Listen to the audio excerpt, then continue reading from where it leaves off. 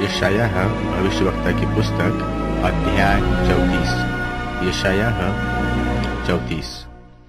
हे जाति जाति के लोगों, सुनने के लिए निकट आओ, और हे राज्य राज्य के लोगों, ध्यान से सुनो।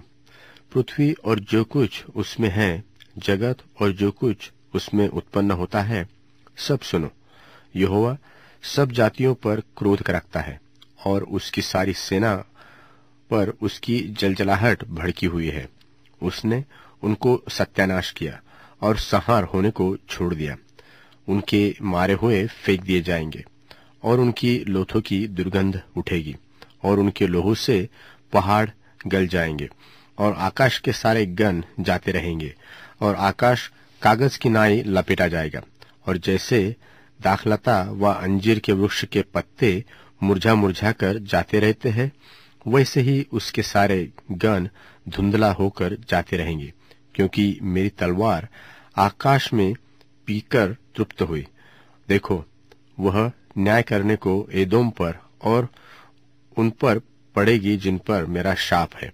यहोवा की तलवार लोहू से भर गई है। वह चर्बी से और भेड़ों के बच्चों और बकरों के लोहू से और मेंढों के गुर्दों की चर्बी से तृप्त हुई है, क्योंकि बोस्रा नगर में यहोवा का एक यज्ञ और एदोम देश में बड़ा संहार है।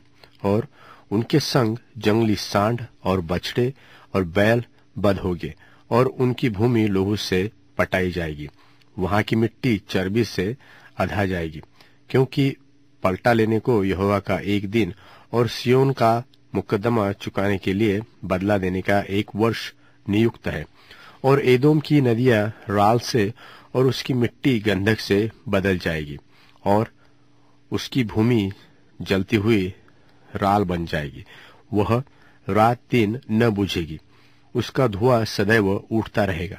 वह युग युग उजाड़ पड़ा रहेगा, कोई उसमें से होकर कभी न चलेगा।